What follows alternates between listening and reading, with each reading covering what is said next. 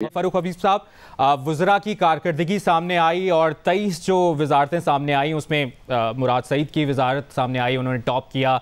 सानिया निश्तर, असद उमर, शफकत महमूद और कई नाम सामने आए। लेकिन सबसे पहले तो हम ये जानना चाहेंगे आपसे, वजारत इत्तलात और नशरियात, फवाद चौधरी साहब की परफॉर्मेंस हो या आपकी परफॉर्मेंस हो, आप लोगों ने जगह जगह पीटीआई हुकूमत को रिप्रेजेंट किया है, डिफेंड किया है। आप लोगों का नाम इस लिस्ट में नज़र नहीं आ रहा है। आप डिसअपॉइंट हुए जब ये कारकर्दगी रिपोर्ट सामने आई? नहीं, देखें, ये तो कोई डिसअपॉइंटमेंट वाला मामला बिल्कुल हरगिज़ नहीं है। लेकिन पहली बार ये है कि आज तक किसी वज़ीर-ए-आज़म को ये ख्याल नहीं आया कि वो अपने वज़रा को जो है वो टास्क भी दें, और टास्क देने के बाद जो आपकी वजारतें हैं, जो ब्यूरोक्रेसी है, उनकी परफॉर्मेंस एवेल्यूशन हो। ये पहली बार पाकिस्तान तहरीक इंसाफ की हुकूमत में ये इकदाम लिया गया है, जो मैं समझता हूँ कि एक बड़ा मुस्बत इकदाम है, जो कि एक ट्रेंड सेट करेगा आइंदा आने वाले जो भी हुकूमतें होंगी उनके हवाले से भी। और मैं समझता हूँ कि एक बड़ा ज़बरदस्त एक रिफॉर्म लेकर आया गया है, जहाँ पर मिनिस्ट्रीज़ खुद अपना परफॉर्मेंस एग्रीमेंट करती हैं प्राइम मिनिस्टर के साथ, और जो प्राइम मिनिस्टर की तरफ से फारूक साहब, आप बिल्कुल ठीक कह रहे हैं कि अच्छा एक ट्रेंड सेट किया है वज़ीर आज़म की जानिब से। लेकिन जो परफॉर्मेंस दे रही हैं वजारतें, उनकी सामने जब नहीं आएगी कारकर्दगी तो डीमोटिवेशन होगी।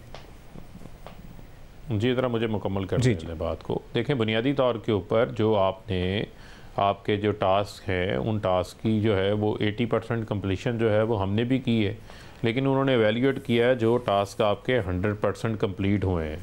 अब मिसाल के तौर के ऊपर उसके अंदर कोई प्रोसीजरल इशूज़ हैं, और चीज़ें हैं, उसकी बुनियाद के ऊपर जो है वो नेक्स्ट रिव्यू के अंदर आ जाएंगी चीज़ें, तो ऐसी कोई बात नहीं है। लेकिन उसके अंदर मैं समझता हूँ कि जो हमारी पहली जो टॉप 10 मिनिस्ट्रीज़ थी उनको लिया गया। अब जिस तरह मिनिस्ट्री ऑफ कॉमर्स है, तो कॉमर्स के अंदर आपने देखा कि उन्होंने जो है वो रिकॉर्ड सड़कें बनाई हैं, पिछली गवर्नमेंट से जो है वो सस्ती बनाई हैं। उसकी जो प्रोक्योरमेंट का प्रोसेस है उसको उन्होंने ऑनलाइन किया है। वजारत इत्तलात और नशरियात जो है, हमारा जो पिछला परफॉर्मेंस रिव्यू है उसमें पीटीवी को एचडी करना, पीटीवी स्पोर्ट्स को एचडी करना, यही तमाम तर जो आप लोगों ने ऐलान ऑनलाइन कर दिया। जी, मैं बता रहा हूँ जिस तरह पीटीवी है उसको हमने जब हमें मिला तो ये 45 करोड़ पे खसारे में था, आज ये 1 अरब 30 करोड़ रुपए के प्रॉफिट के अंदर मौजूद है। तो ये जो नेक्स्ट रिव्यू आएगा उसके अंदर ये तमाम तर चीज़ें जो हैं वो शामिल हो जाएंगी।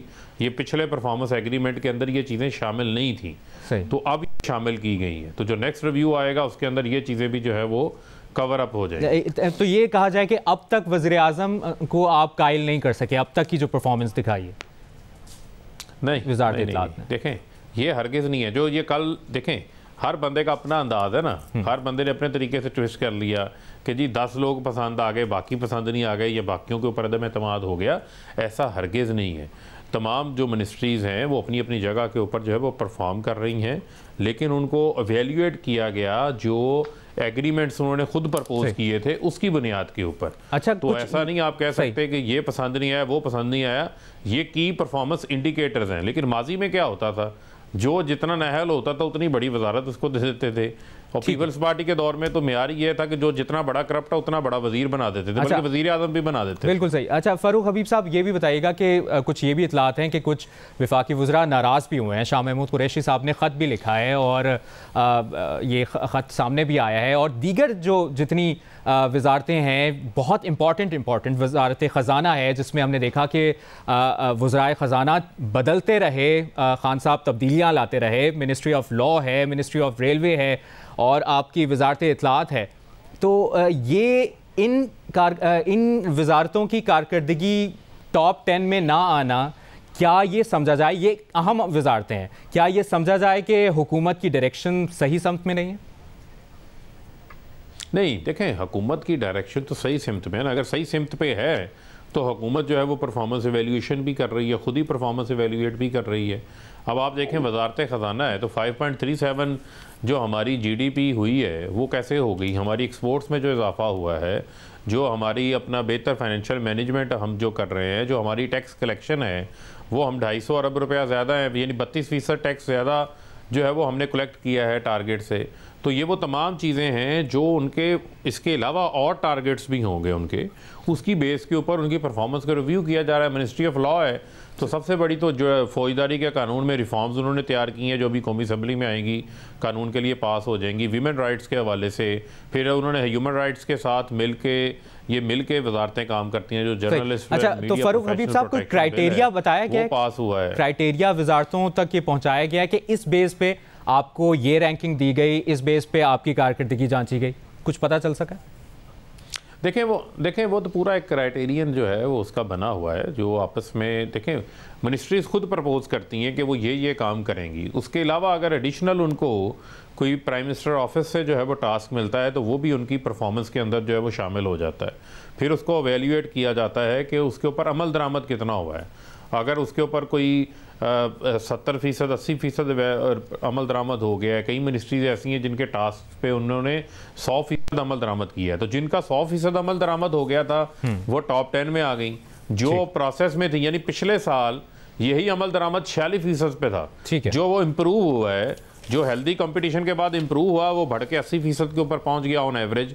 तो मैं ये समझता हूँ कि इससे एक हेल्दी कंपटीशन क्रिएट होगा तमाम वजारतों के दरमियान, वो वजारतें अपना काम करेंगी और अब इसको संजीदा लेंगी, इसको सीरियस लेंगी। और हेल्दी कंपटीशन की आपने बात की है, फारूक साहब दिए गए हैं उसके ऊपर काम करेंगी। मुख्तसरन जो वजारत सेहत है वो भी खान साहब के अंडर आती है। मुआविन खुसूसी फैसल सुल्तान साहब ने बहुत काम किया कोरोना सूरत हाल, जिसपे वज़ीर आज़म साहब जगह जगह कहते रहे, वजारत सेहत का भी नाम नहीं आया इस कारकर्दगी लिस्ट में। नहीं, NCOC को तो एक्नॉलेज किया गया है, जो NCOC है हमारी उसको तो एक्नॉलेज किया गया है। ये तो कोई शक ही नहीं है कि पाकिस्तान में 7 करोड़ से ज़्यादा आबादी को 23 वजारतों में नहीं आया, लेकिन ठीक है। उसके अलावा जो है आपके इल्म में है कि हमारी स्मार्ट लॉकडाउन की पॉलिसी हो, जो हमारा पूरी दुनिया में आलमी जरीदा इकोनॉमिस्ट है वो एक्नॉलेज कर रहा है कि पाकिस्तान ठीक है फारूक साहब, आपका पॉइंट आ गया, लेकिन वजारत सेहत की कारकर्दगी पहले वाली हालत इसमें नहीं आई।